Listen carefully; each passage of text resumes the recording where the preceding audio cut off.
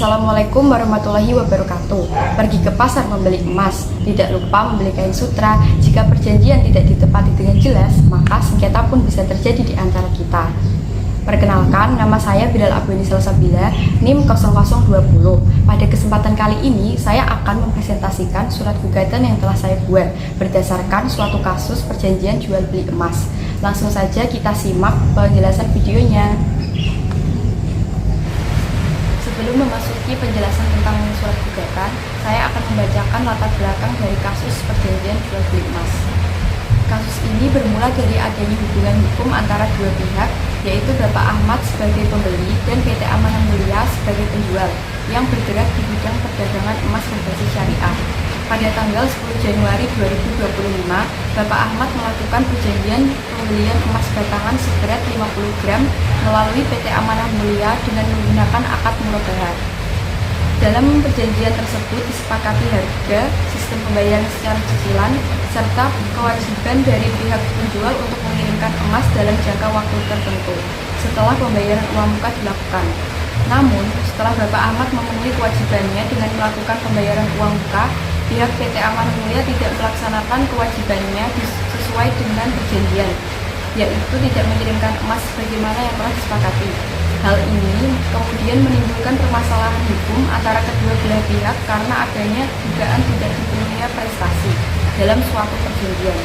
Untuk kronologi lengkap terkait permasalahan tersebut akan saya jelaskan lebih rinci pada bagian posita.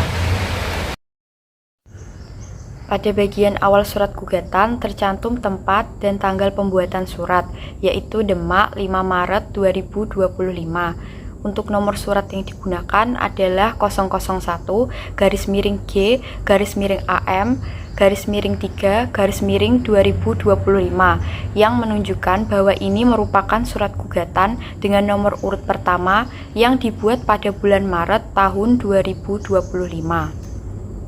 Kemudian, pada bagian lampiran dicantumkan satu berkas, yaitu surat kuasa khusus yang menjadi dasar bagi kuasa hukum untuk mewakili penggugat.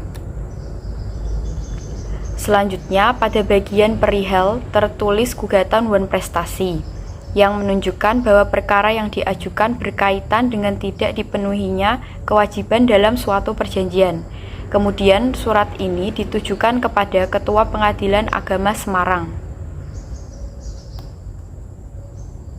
Selanjutnya, terdapat identitas pihak yang mengajukan gugatan, yaitu kuasa hukum yang bernama Bilal Abueni Salsabila SH.MH, pekerjaan sebagai advokat, alamat Jalan Ahmad Yani, nomor 7, Kabupaten Demak. Kuasa hukum ini bertindak berdasarkan surat kuasa tertanggal 3 Maret 2025 untuk dan atas nama Ahmad, pekerjaan sebagai pegawai swasta, alamat Jalan Diponegoro nomor 10 Kabupaten Demak. Dalam surat ini disebut sebagai penggugat. Kemudian, pihak yang digugat adalah PT Amanah Mulia yang bergerak di bidang perdagangan emas dengan sistem syariah, beralamat di Jalan Sultan Agung nomor 45 Kota Semarang. Dalam surat ini disebut sebagai tergugat. Selanjutnya, saya akan menjelaskan bagian posita, yaitu bagian yang berisi uraian kronologi dan fakta-fakta yang menjadi dasar dari gugatan. Pada tanggal 10 Januari 2025, penggugat melakukan pembelian emas batangan seberat 50 gram kepada tergugat. Transaksi tersebut dituangkan dalam perjanjian dengan nomor 012-SP-AM-1-2025 dengan menggunakan akad murabahah.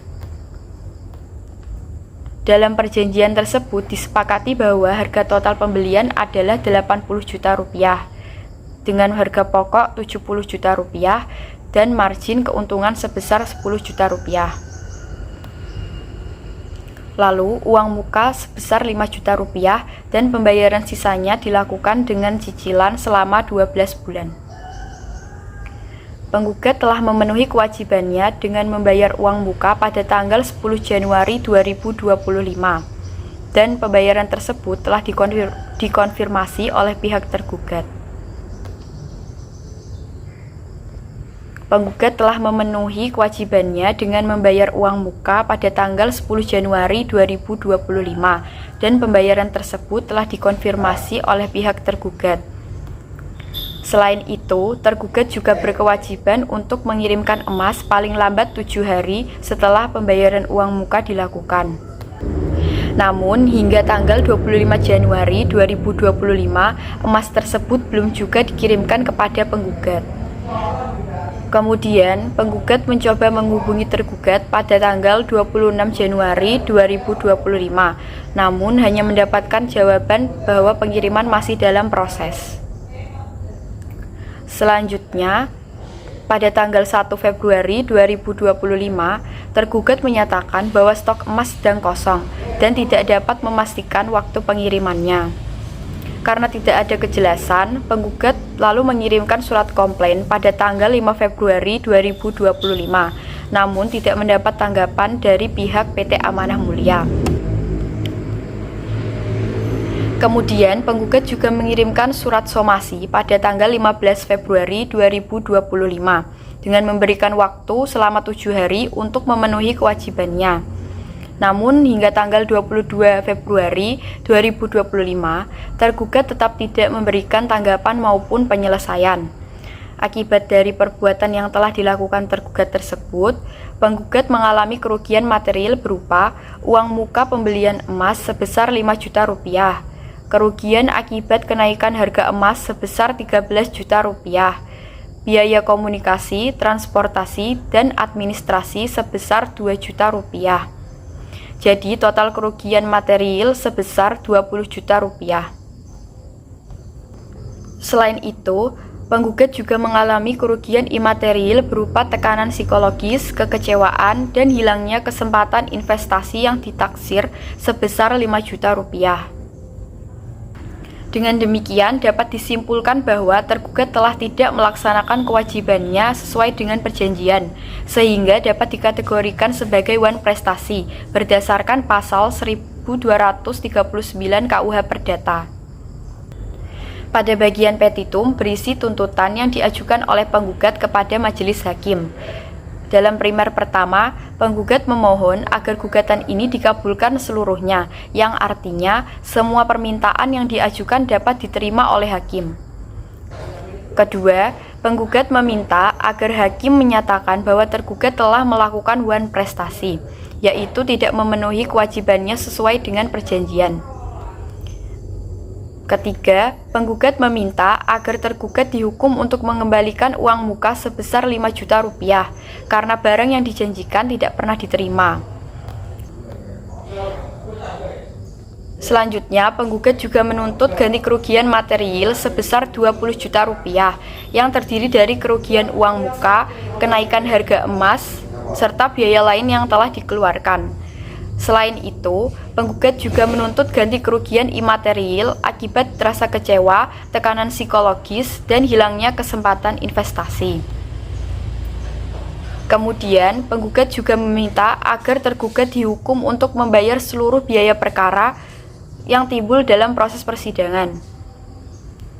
Selanjutnya, penggugat memohon agar putusan ini dapat dilaksanakan terlebih dahulu meskipun ada upaya hukum, atau yang disebut dengan Aufurbar by Forat. Dan dalam subsidiar yang terakhir, apabila majelis hakim memiliki pertimbangan lain, maka penggugat memohon agar diberikan putusan yang seadil-adilnya, atau dikenal dengan istilah ex aequo et bono. Di bagian akhir surat terdapat penutup yang ditandatangani oleh kuasa hukum dari penggugat, yaitu yang bernama Bilal Abu Salsabila SH.MH. Sebagai penutup, dapat saya simpulkan bahwa kasus ini menunjukkan bahwa tidak dipenuhinya kewajiban dalam suatu perjanjian dapat menimbulkan konsekuensi hukum berupa gugatan wan prestasi. Dalam perkara ini, pihak tergugat tidak melaksanakan kewajibannya untuk mengirimkan emas, sebagaimana yang telah diperjanjikan meskipun penggugat telah memenuhi kewajibannya. Oleh karena itu, setiap pihak dalam perjanjian harus melaksanakan kewajibannya dengan itikat baik agar tidak menimbulkan kerugian bagi para pihak. Sekian penjelasan mengenai surat gugatan yang telah saya buat. Apabila ada kesalahan dan kekurangan dalam pembuatan video saya mohon maaf yang sebesar-besarnya. Terima kasih sudah menonton. Wassalamualaikum warahmatullahi wabarakatuh.